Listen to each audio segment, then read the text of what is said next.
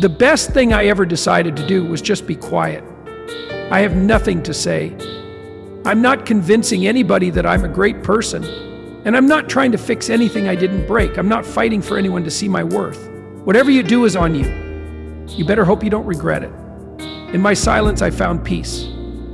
No longer bound by the need to prove myself or to mend what wasn't mine to fix. I discovered a new kind of strength.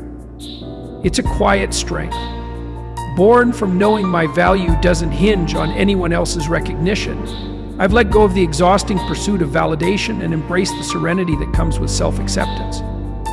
I could finally see that my worth has always been there, independent of others' opinions. Those who see my value and respect it are welcome in my world. Those who don't can carry on their way. And if they come to regret their choices, that's their journey, not mine.